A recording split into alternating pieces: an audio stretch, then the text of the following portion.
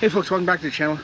You know, I was talking to my buddy about this, and I thought, you know, after I had the conversation, it was a pretty good conversation, and I thought to myself, you know what, maybe I should talk to the channel and all you viewers about this here in Ontario Parks. We're sitting here right now, we're waiting, let me just show you. We're waiting here at a dump station. There's that many people ahead of me, and if you come back here, you can see, I don't know if you can see from here, there's at least another 5 to 10 people waiting.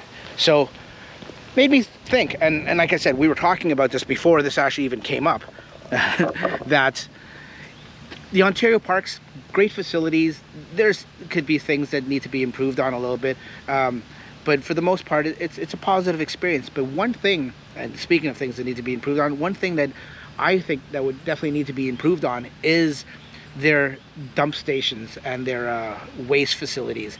They've got their garbages down, and the recycling, well, the recycling, that's another video for a different time, I think. Some parks are hit and miss between recycling. But speaking of dump stations, a lot of these parks, and this is what my buddy and I were talking about, a lot of these parks were made or established. Like we were at Port Burwell last trip, and I think that was, we found out that was established or created in 1907, I want to say, or something like that. Rondo was named a provincial park in 1894. I could be wrong, but it was the second oldest park next to Algonquin Park. So a lot of these parks are very old, like incredibly old. And when they were first set up, they weren't set up for this kind of traffic or this kind of you know, use, this amount of use. I'm sure a lot of these parks have probably expanded throughout the years and got bigger, more sites, more campground area and stuff like that. And I'm sure their facilities improved. Like a lot of these new comfort stations are state-of-the-art. They're touchless and stuff like that. So they've improved on that, which they need to. That's a sanitary thing. But you know, these dump stations are also a sanitary thing, and they need to be improved on, because like I said, when these parks were established, hold that thought, I got to move up. Okay, sorry about that, I had to move up. We're now second in line. So like I was saying, a lot of these parks were made decades and decades ago, and when they were first made and developed and when they were first being used, probably the majority of people were camping in tents. And maybe a few people had RVs, maybe they didn't even have RVs back then, I don't know.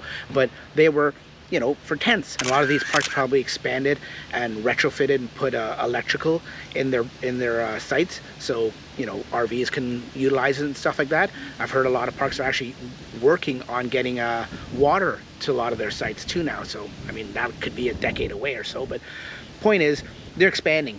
But one thing they haven't expanded on, from what I understand, for most of the parks we've been to, is their dump station. Because when, like I said, when they were first developed, they had most campers and tenters. People were tents, people didn't have RVs. And now in the last 20 years, probably 10 years especially, RVing and travel trailers have exploded, and camping has exploded. And we know how camping has exploded in the last 2 years at least. So tons of more people are coming, you know, with their campers and their RVs and their trailers, and some people are coming with motorhomes and stuff like that. And not everyone even needs an electrical site. Some people don't even need, they could just be self-sufficient without it.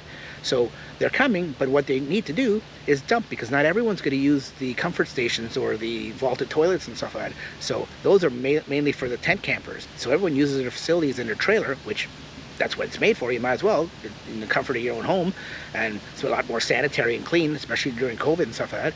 So the use of dump stations have become very, very popular, and a lot of the parks, most of the parks, just haven't kept up with it. We're Pioneer Provincial Park right now, and this is one of the campsites or provincial parks that I found that actually has more than one dump station location. Now, mind you, there's only one vehicle that can dump at a time. Some other places have dual stations where side by side, like tandem, you can pull up side by side and dump at the same time.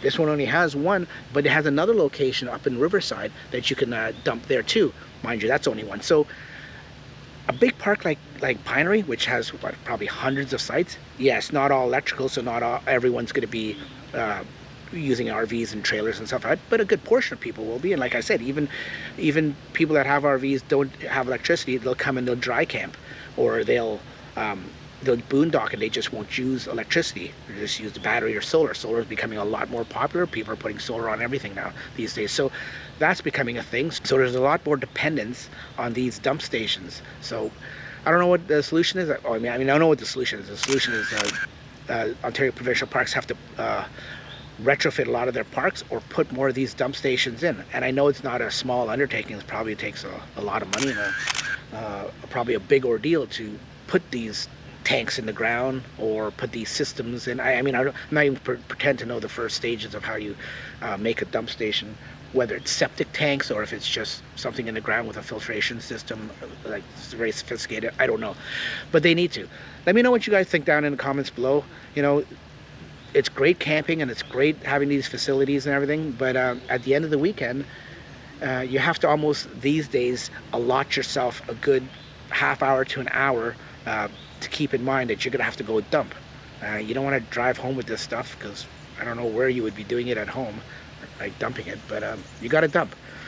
Some people have trailers and don't even dump. I have friends that actually do that. They have a trailer and they don't use the washroom. Go figure.